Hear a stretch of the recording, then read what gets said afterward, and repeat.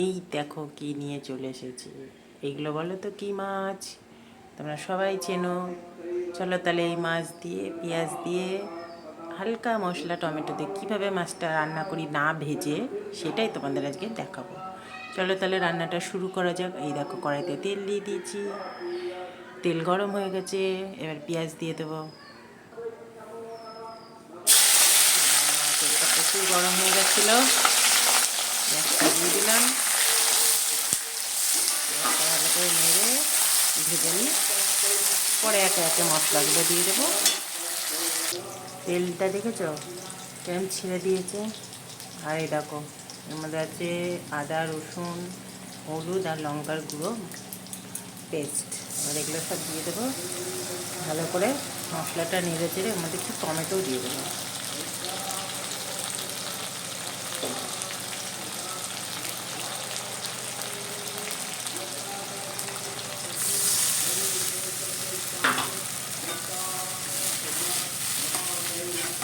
ভালো করে নেড়ে চেড়ে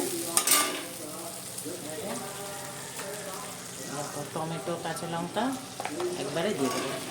এ রান্নায় বেশি ঝামেলা নেই। একটু লবণও দিয়ে দেবো।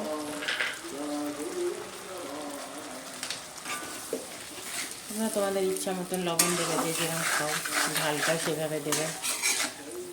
আর একটু ঝাল ঝাল করছি, একটু গুঁড়ো লঙ্কা দিলাম সেই জন্য কালারটাও হবে, আর কাঁচা লঙ্কাটাও দিলাম চিড়ে, টমেটোটা দিলাম। তেমন একটা ঝাল হবে না, তবু হালকা ঝাল তো হবেই, ঝাল আমরা খাই। তোমরা তোমাদের ইচ্ছা মতন করতে পারো, বেশি মশলা দিয়ে করছি না। ভালো করে হয়ে গেলে তারপরে মাছটা পরে দেবো। চলো তাহলে কীভাবে রান্নাটা করি সাথে থাকো আর দেখতে থাকো।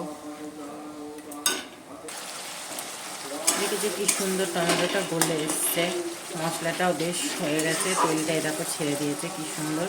এবারে একে একে মাছগুলো দিয়ে দেবো।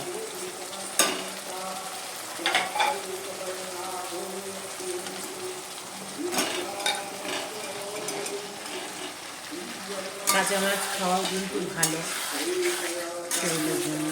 সবসময় ভেজে খাবো সেটাও ইয়ে না। যাই হোক, যারা কাঁচা খায় না তারা খায় না, আমি তো দুটোই খাই। স্বাদ মতো রান্না করতে পারলে সবই খাওয়া যায়। এবার এটা হবে 2 মিনিট, তারপরে ঝোলটা দিয়ে দেবো। খুব হালকা হাতে নাড়তে হবে, নাচগুলো নাহলে ভেঙে যাবে। এইভাবে আস্তে আস্তে করে নেড়ে একটা জল দিয়ে দেবো।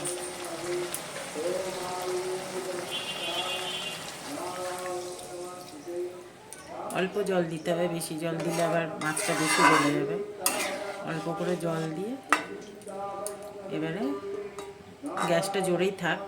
যখন দেখবো জোরে ফুটে উঠেছে, গ্যাসটা আস্তে করে দিতে হবে, তাহলে ধীরে ধীরে হবে মাছটা সুন্দর গলে যাবে আর টেস্টটাও সুন্দর হবে। নামানোর আগে একটু লবণটা দেখে নিয়ে নামিয়ে নিতে হবে।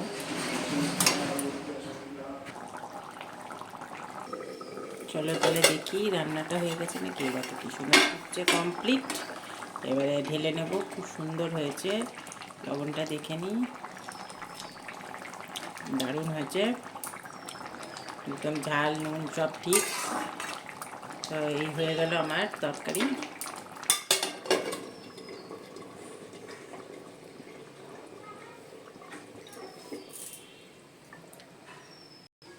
এবার তরকারিটা ঢেলে নেব।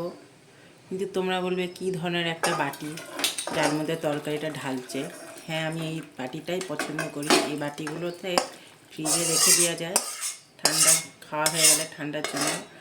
আবার ধরো ফ্রিজ থেকে বার করে রাত্রেবেলায় সুন্দর গরম করে আবার নেওয়া যায়। এই জন্য আমি এই বাটিগুলো ব্যবহার করি, আমার খুব ভালো লাগে। চলো তাহলে টাটা।